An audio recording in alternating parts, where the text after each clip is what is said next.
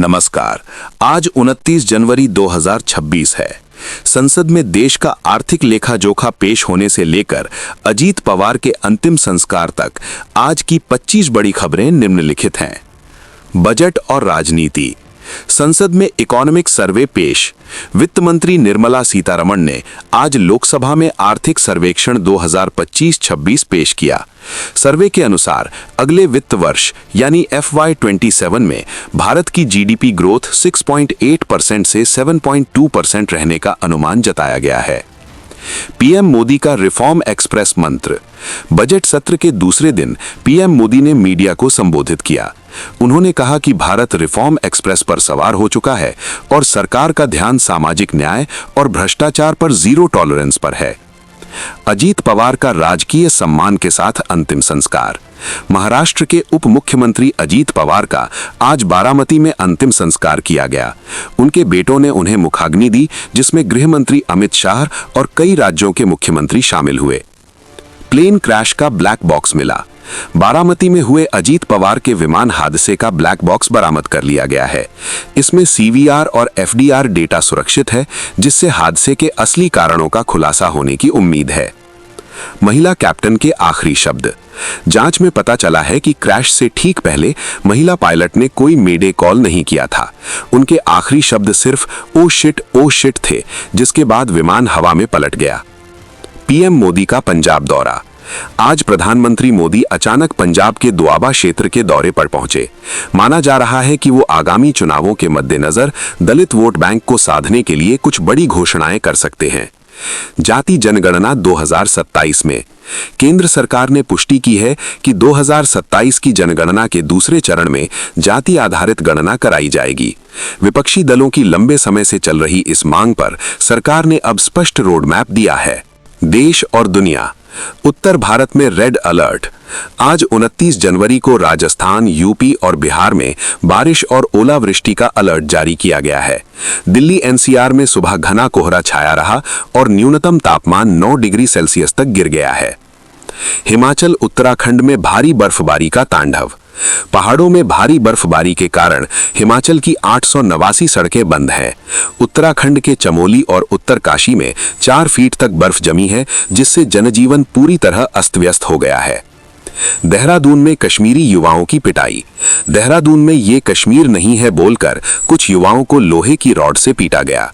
हमलावरों का दावा था कि वो पहलगाम में हुए हमलों का बदला ले रहे हैं। पुलिस ने मामला दर्ज किया है। म्यांमार में 16 भारतीय बंधक। म्यांमार के गैंग्स ऑफ म्यावद्दी ने 16 भारतीय युवाओं को नौकरी का लालच देकर बंधक बना लिया है।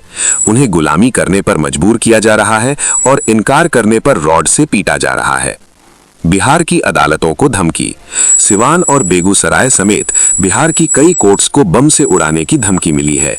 सुरक्षा एजेंसियां हाई अलर्ट पर है और परिसरों की सघन तलाशी ली जा रही है। UGC के नए नियमों का विरोध। दिल्ली विश्वविद्यालय के बाहर छात्रों और शिक्षकों ने UGC के नए नियमों के खिलाफ जोरदार प्रदर्शन किया। प्रदर्शनकारियों का आरोप है कि नए नियम शिक्षा के निजीकरण को बढ़ावा दे रहे हैं। इमरान खान की रोशनी पर खतरा। पाकिस्तान से खबर है कि जेल में बंद पूर्व PM इमरान खान की आंखों की रोशनी जाने का खतरा है। उनकी पार्टी PTI ने तत्काल विशेषज्ञ डॉक्टरों से इलाज कराने की मांग की है। चीन की पोल खोलने वाले को शरण। अमेरिका ने उस चीनी नागरिक को शरण दी है जिसने युइगर मुसलमानों के हिरासत कैंपों का वीडियो लीक किया था। जज ने माना कि चीन वापसी पर उसकी जान को खतरा है। अर्थव्यवस्था और व्यापार। चांदी की कीमतों में महाविस्फोट। सर्राफा बाजार में आज चांदी की कीमत 3,44,000 रुपए प्रति किलो के ऐतिहासिक स्तर को पार कर गई है। एक ही दिन में 26,000 रुपए से ज्यादा की तेजी ने निवेशकों और खरीदारों को चौंका दिया है। लग्जरी कारें होंगी सस्ती। भारत यूरोप ट्रेड डील के बाद मर्सिडीज और BMW जैसी कारों पर इंपोर्ट ड्यूटी 110% से घटाकर 10% कर दी गई है। इससे विदेशी गाड़ियों की कीमतों में भारी गिरावट आएगी। मुद्रा लोन की सीमा 20 लाख रुपए। छोटे उद्यमियों के लिए बड़ी खबर है कि सरकार मुद्रा योजना के तहत मिलने वाले लोन की अधिकतम सीमा 10 लाख रुपए से बढ़ाकर 20 लाख रुपए करने जा रही है। IT सेक्टर में AI का दबदबा। आज विप्रो ने एजेंट नेटिव सॉफ्टवेयर के लिए बड़ी साझेदारी की घोषणा की है। वहीं HCL टेक भी बीमा क्षेत्र में AI समाधानों के लिए नई डील्स हासिल करने में सफल रहा है। सस्ता होगा आईफोन 18। टेक जगत की रिपोर्ट्स के अनुसार आगामी आईफोन 18 को एप्पल प्रतिस्पर्धी कीमतों पर लॉन्च करने की योजना बना रहा है।